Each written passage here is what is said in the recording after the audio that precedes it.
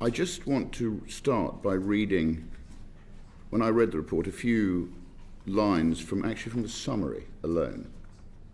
Just a few little lines I picked out. Significant gaps remain, buy-in uncertain, no clear owner, engagement has been inconsistent, cannot enforce, fragmented governance, quality varies significantly, functions at a completely different place, limiting the usefulness, absence of a strong technical lead, remains some uncertainty and disagreement, inconsistent configurations and data convergence, still some funding gaps, hindering the planning of value for money, inadequate governance of independencies, unable to make key decisions, timeliness at risk, fundamental issues continue to jeopardize. That's just from the summary. Okay? And in paragraph 23, unless these gaps are addressed urgently, the government will not achieve the full benefits it set out to achieve and may incur increased costs. And all of that's just from the summary alone, okay, from the report. So my first question to you is, are you happy with progress? Thank you, Ms. Lowe. Good morning. So the first thing to say is this is clearly hard, actually. Delivering this is difficult. The scale of this is huge. And, wherever you look around the world, migration to the cloud in the private sector, is difficult, it's problematic. And the scale of this one is enormous. That said, I would emphasise the fact that there has been a huge amount of progress since this committee last examined this programme. So, even since then, we've established the clusters, we've got 3 shared service centres already live. There has been an enormous injection of funding, so 846 million in the last spending review. We've overhauled the governance relatively recently in the last 6 months in response to the relatively the frequent scrutiny that we have had sort of externally on it. So there has been a ton of progress. All the procurements are now live, and there are over 7,000 people currently working in shared service centres. So this is happening.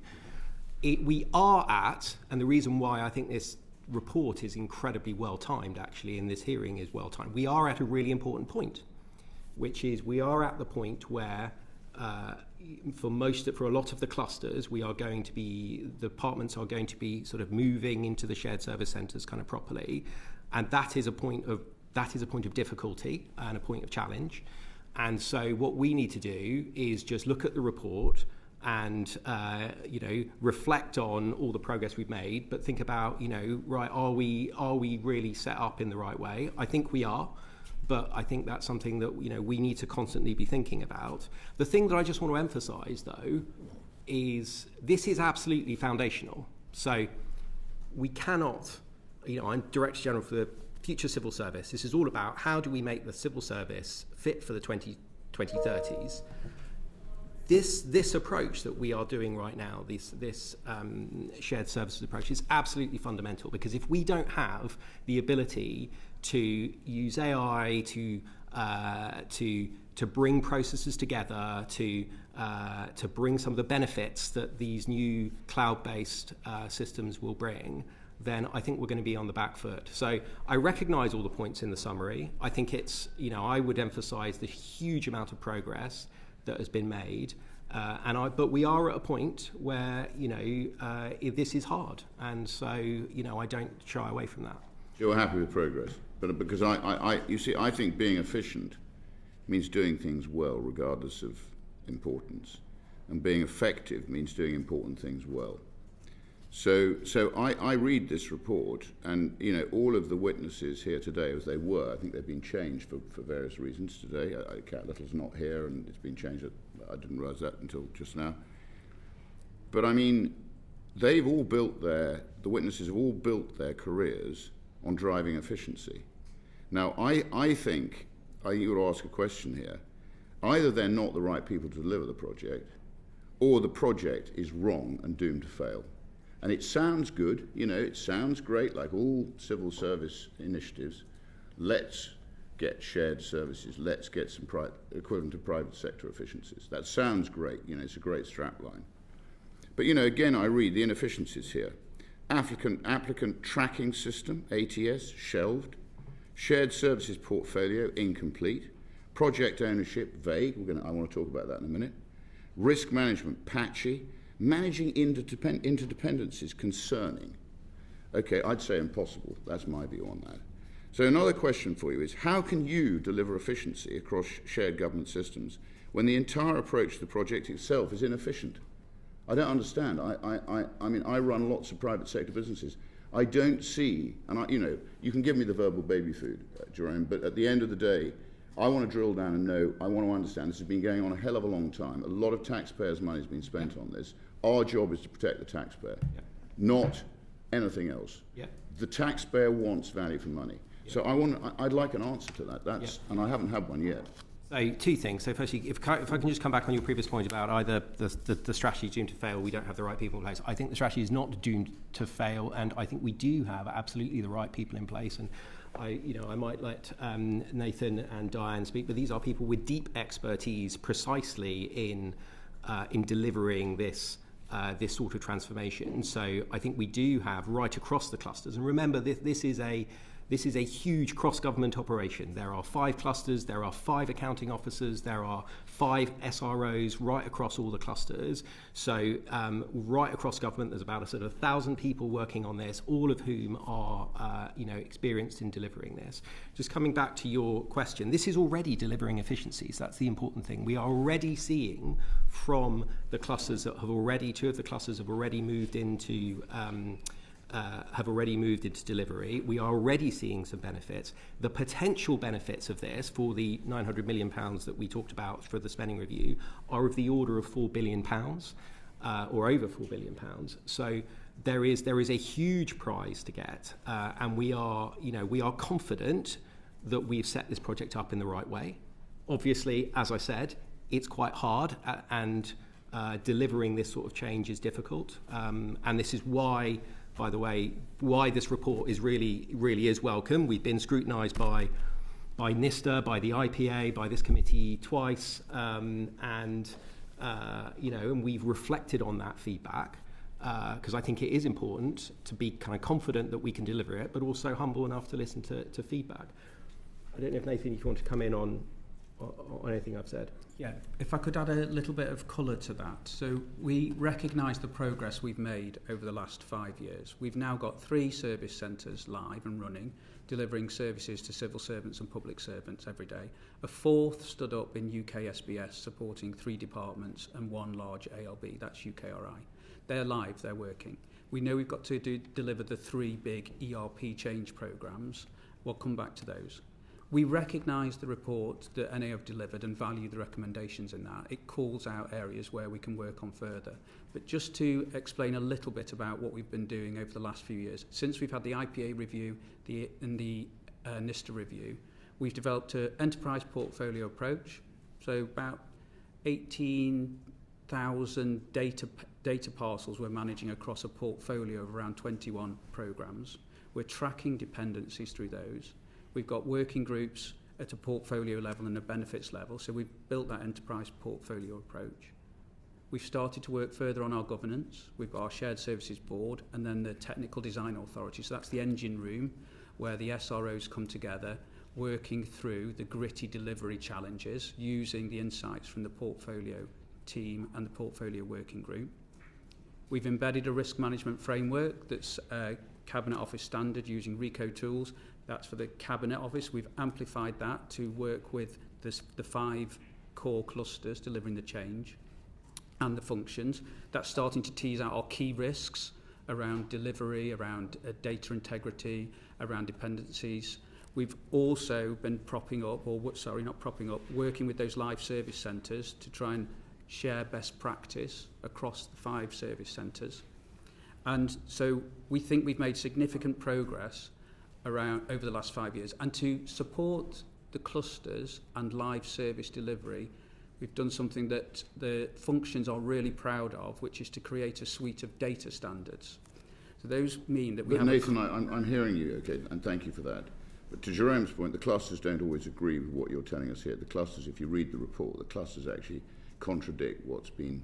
So they contradicted what was said by the NAO uncovered that, as they usually do in their excellent reports. So that's not entirely consistent.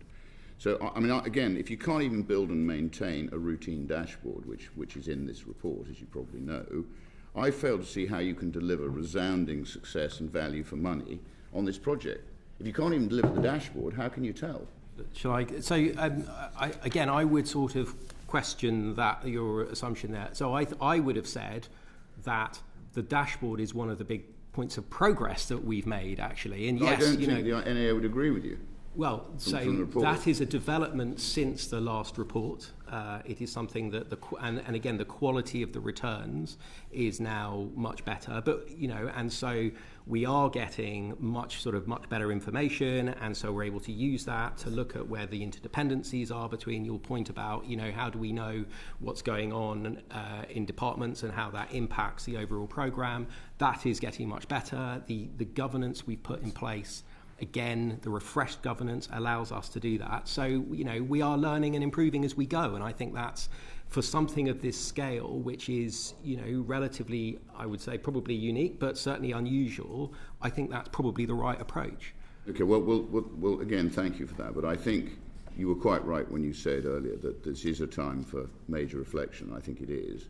And I think you should look, and I looked at a case of the Office for National Statistics. I don't know if you know what happened at the Office for National Statistics, because I think they're a microcosm of what you're trying to achieve.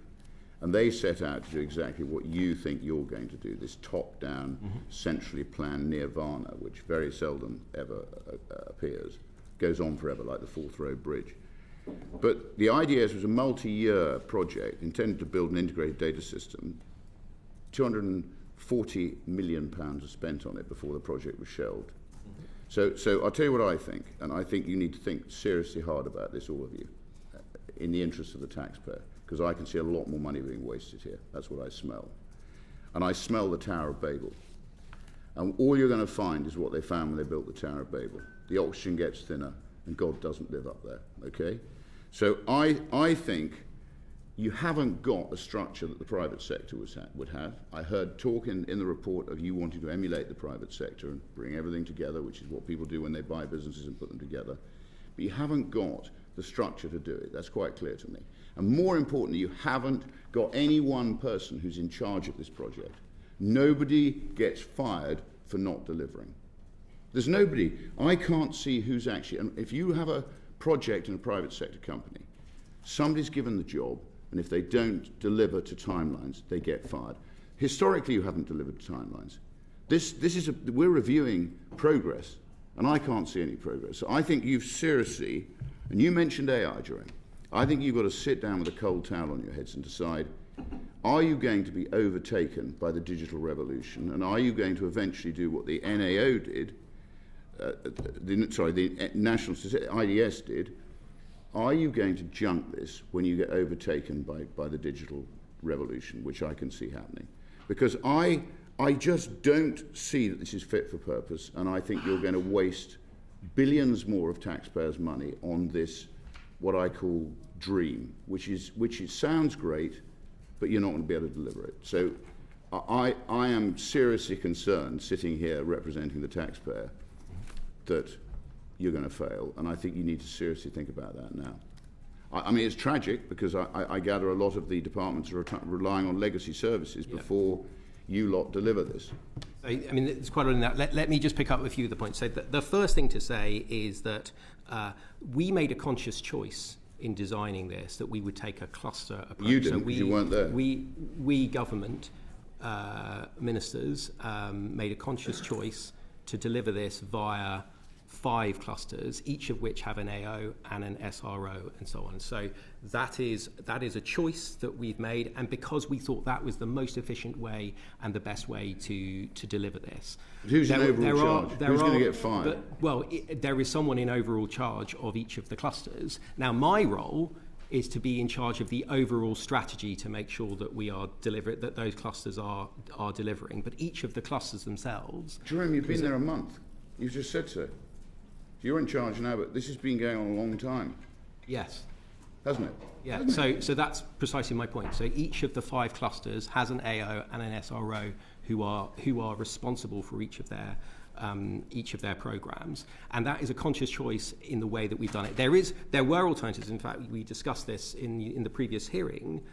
There were alternative ways of doing this. We could have had one huge project for government. The decision we took was that was much more likely to hit the sort of buffers that you were talking about. That this was a pragmatic way of getting the benefits of shared services, but also of trying to do it in a way that delivered best for the departments concerned. In terms of what has already been, I think it's important to say that departments have already moved. Some departments have already moved to cloud-based systems. So my former department, the Home Office, moved onto but moving to cloud-based systems isn't going to solve this problem, Joe. Well, no, but I think that's exactly what is going to solve the issue, because when we talk about AI, the best way to make sure that we are ready for AI is to move to cloud-based systems, because then it allows us firstly to analyze the data better. We are transferring the responsibility for upkeep of the systems to the providers, rather than having to do it ourselves and have in-house teams and so on. So it is precisely because we want to be ready for AI that we're clear that this is the right approach. But look, I've used my allotted time, and I can hear the chairman getting nervous that I'm burning up too much time. But I would personally like to see you really seriously reappraise whether you're going to fail here. Now's the time to do it. And if you are, you've got to be honest with the taxpayer, because otherwise the tax is going to end up footing this bill. And as you know, in a private company, it's people spending their own money. Here, it's other people spending other people's money. And that usually leads to disaster. Yeah. So please, I think you all need to sit down and reappraise the entire thing, because I think you're going to fail. I'm sorry to say. Yeah. And I think you're going to make the same mistakes that have been made in the past. We're going to come back to this meeting. You're going to tell us, oh, progress has been made a bit here, a bit there. And whoever takes over, and if you plough on with this, I want to see somebody in overall charge of this. Not clusters, not lots of different people who can all blame each other. I want one person, and when they fail, I want them fired. That's what we need to start getting in government, and then we might get some action. So that's my view, Geoffrey. Thank you, Rupert. I think that we will reflect very carefully on the questions and the answers. Now, 2 things. This is